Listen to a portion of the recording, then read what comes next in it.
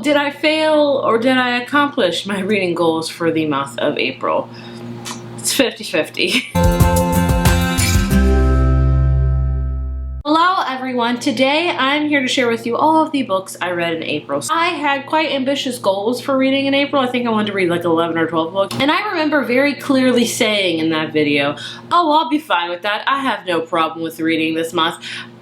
Why did I say that? So I only read 8 books out of those 11, 12 that I wanted to read, which isn't a fail by any means, but I just haven't been in the best reading moods. I mean, I've shared with you guys a lot lately about how much struggle it is with selling a house and buying a house, and we're in the process of that, and we're moving soon, so it's just chaotic, and my brain is scrambled, and I have a lot of work stuff. It's just, reading hasn't been on the forefront these past few weeks, that's for sure. Which is sad, but that's just how it is. Hopefully in May, I'll get back on my reading game. Who freaking knows? Either way, you don't care about that. I'm so sorry. I'm all over the place in this video. I'll share with you books I read, starting out with my least favorite, working up to my favorite. So let's begin, shall we? Because I made that a long enough intro, didn't I? Yeah, I did. The first one, An Honest Girl by Greer Hendricks and Sarah Pekkanen. I gave this a whopping 2 stars. I don't give those out a lot, just so you're aware. It takes a lot for me to do so. I was planning to give this 3 stars, but then I look back on it and I'm trying to be more realistic this year, so I was like, no, it's a 2 star. This is an adult mystery thriller, and I read their book, The Wife Between Us, last year, and I really loved it. I almost gave it a 5 stars, but the ending did not work for me. This one, the entirety of the book didn't work out for me. So to explain it in a nutshell without over-explaining it, because it is a mystery thriller and you want to have a lot of vagueness going into those, at least my personal preference. It's about a girl who's kind of hard on her luck, hard on cash. She hears about this morality survey that this psychiatrist is hosting, and it's giving out a lot of money, so she's like, what do I have to lose? So she goes and asks questions like, how you feel about lying and cheating and all these things, and she gets selected to go further in the survey and get more money, and she gets to work directly with the psychologist that's running it, and it becomes just a web of lies and deceit and things like that, and that's really putting it vague. I didn't love this book. This book is very polarizing. I've had a lot of you guys comment saying how you love this book, and I had some commenters that say they didn't like this book. With mystery thrillers, or with any book really, I think this is one that you're either going to hate it or you're going to love it. For me, I did not really like it. I did not enjoy the plot. I didn't like the psychiatrist kind of manipulating a person plot. I just didn't like it. It wasn't thrilling or mysterious enough for me. There were parts that were mysterious, but overall I was very bored with it. I didn't love either of the characters. They were very gray characters, I shall say, like morally gray, if you will. But overall, I mean, if you love mystery thrillers, maybe skip out on this one, but they're such a hard genre to recommend or not, because they are very personal. Like, they are very specific tastes when it comes to mystery thrillers. For me, this was not my jam. I have 3 stars I read this month. The first one being The Princess and the Fangirl by Ashley Poston. This is the sequel / companion novel to Geekarella, which I read a couple years ago and loved. I was very much anticipating this one, but sadly, I did not love it. This one is about 2 main characters. We have actress Jessica Stone, who's in the Starfield genre, which, if you know, Geekarella has this fandom of Starfield, kind of like Star Wars, if you will, or Star Trek, like a TV. They're making it into a movie, and we follow Jessica Stone, who is very much not interested in the Starfield franchise or campaign. She doesn't want to be in the next movie. She's kind of just so-so about it. We have mega fan Imogen, who loves Starfield and loves Jessica Stone's character, and basically this takes place at a con. Basically, this book takes place for an entire weekend at a con, particularly like a Starfield con called the Excelsior Con, and Jessica Stone and Imogen meet up. They realize they look a lot like each other. They decide to like do Freaky Friday and switch places, and that's it in a nutshell, which is the theme of this video apparently.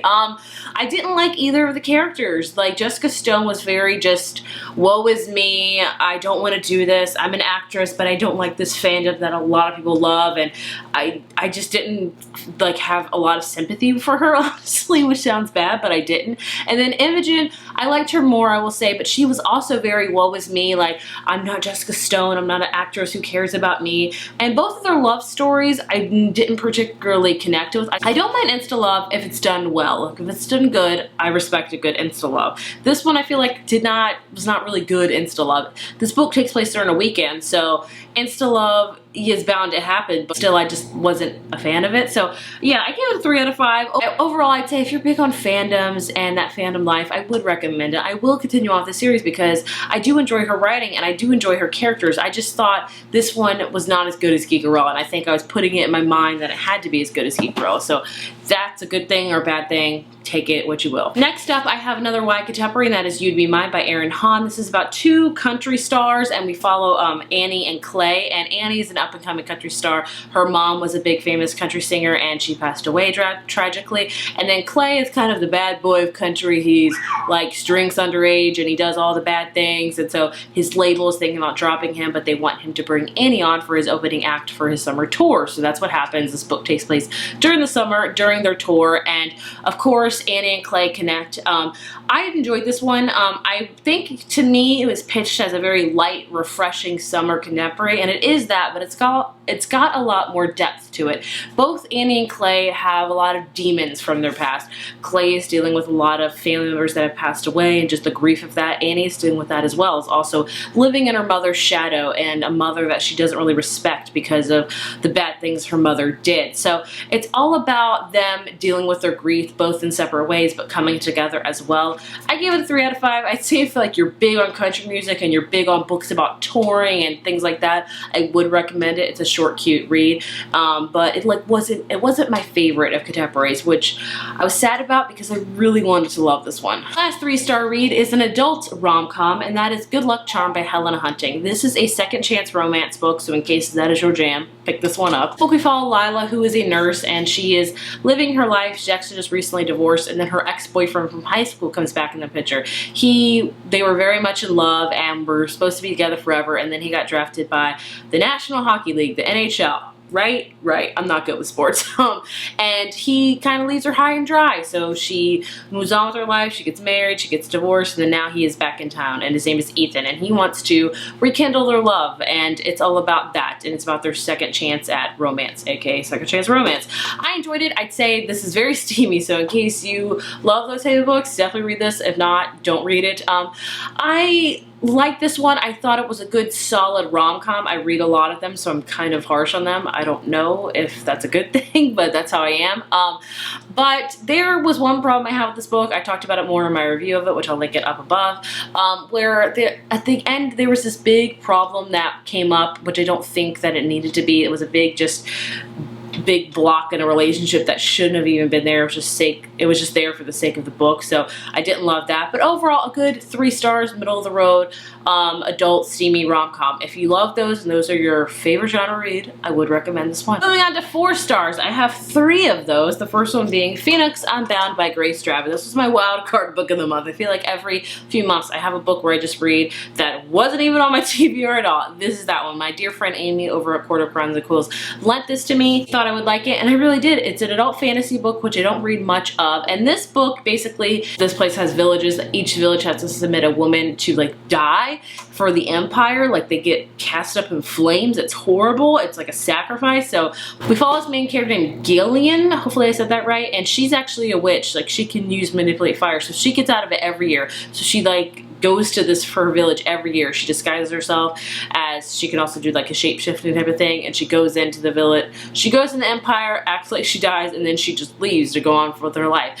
Well, one of the warriors, because there's also like gladiators in this, notices her, and he decides to kind of blackmail her and get her to help him get out of the empire and help reclaim his like home with his people and things like that. So that's what this book is about. Overall, I give it a 4 out of 5. I wanted to like it more. I felt like the world was I wanted more backstory. I wanted more explanation of why this world the way it was. I did enjoy the romance. The romance was A+ in this book. It had a little bit of steaminess, but just a great slow burning kind of hate to love trope, which I love. Another fantasy book I read this month is Wicked Saints by Emily A. Duncan. This is a YA fantasy. I have a solo video review for it, so I won't go into much detail. You can see it right here. I really enjoyed this one. This one also has polarizing opinions on. There are a lot of people that love this book, a lot of people that don't like it. I actually really enjoyed it, and I was actually surprised that I enjoyed enjoyed it that much, because usually when I see people rate a book a certain way on the lower end of the spectrum,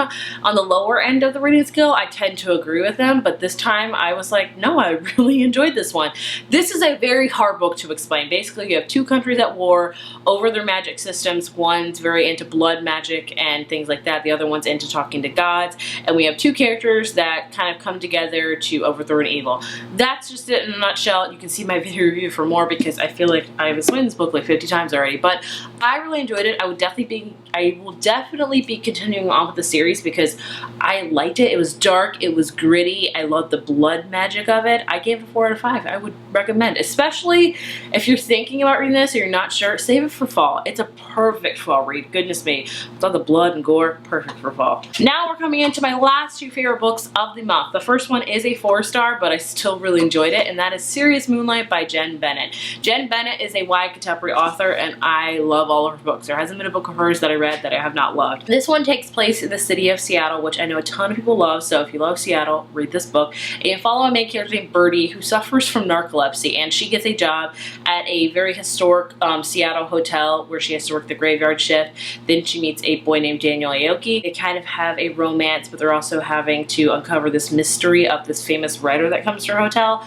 I enjoyed it. The romance in this was just so freaking adorable. I love Daniel. I loved Birdie. I loved their romance. It was a very slow burn, but cute and adorable romance. I would have given it a 5 out of 5, if I'm honest with you, if it wasn't for one conflict at the end of the book that I felt was unnecessary. I feel like with romance books in particular that everything's going hunky-dory, and then I think the author has to throw in a curveball just to make it a curveball. And sometimes I feel like that curveball or conflict, let's just call it that, is warranted.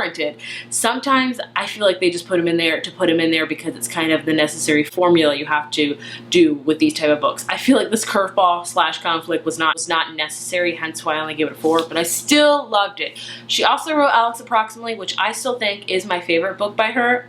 This one comes in at a very, very close second. I loved it. I adored it. If you want a really cutesy, beautiful romantic story with Seattle vibes, this one's for you. My favorite book I read this month is Red, White, and Royal Blue by Casey Misquinson. Who's surprised? I have not seen a review for this under 5 stars, like, period, I don't think. I buddy read this with Kristen over Super Space Chick and Amy at Quarter Crowns and Quills, and basically our whole text conversation was just tons of hearts and tons of swoon-worthy things to say. Because it is so freaking adorable. This is an adult rom-com book. It's about a character named Alex, who is the first son of the president. His mom is the president. How awesome is that? And he kind of has a hate relationship with the Prince of England, Henry. And so basically this book begins with him going to a wedding of Prince Henry's brother, and he crashes into the cake and he runs into Prince Henry, and it just makes them look like they're feuding with each other in the media, which is a big no-no. So the people, the White House, Buckingham Palace people, I don't know what the logistics are, I'm not good with politics, decide, hey, you guys need to like be best friends, so let's like make it look like on the media you're best friends. And so they have to play like into that, and then they become best friends, and then they become something more. So this book is like full of tropes. I would say it's got a good hate to love trope because Alex and Henry do not like each other, then they become friends, so it's a good friend to lovers trope. And then it's also a good secret relationship trope because they have to hide the relationship from the world because it's frowned upon. So it's got a lot of tropes in it. The book was beautiful. The writing was sarcastic, was witty. I fell in love with it. Oh my gosh. The one qualm I have with it, which made me almost not give it a 5-star, was just the politicalness of this. I am not a political person. I never will be. I just loathe it, honestly. I'm sorry. I just do. Any type of politics, I'm not a fan of. So there's a lot of political talk in this, obviously, with Alex being the first son, with Alex's mom being the president, and Henry being the Prince of England. There was a ton of political talk, so I didn't love that aspect. But if I think about it, I just love the book and the characters and the plot overall, that I don't even care about the politics. So 5 out of 5 would highly, highly recommend. I know this book is getting a ton of buzz and a ton of hype, but I'm here to say it's worth it. I swooned so hard throughout the entirety of this book. I should also mention steamy time, exclamation point, a lot in this book, just so you're aware. There you have it. Those are the 8 books I read in April. Overall, a very good reading month. I read a ton of genres. I read a mystery thriller. I read rom-coms. I read a couple of fantasy, I read a couple of fantasies. I read some YA contemporary books. I read a slew of genres, which I really enjoyed. So yeah, if you read any of these books, I would love to hear your opinions, what you thought about them, and things like that. Thank you guys so much for watching. I'll see you in my next video. Bye.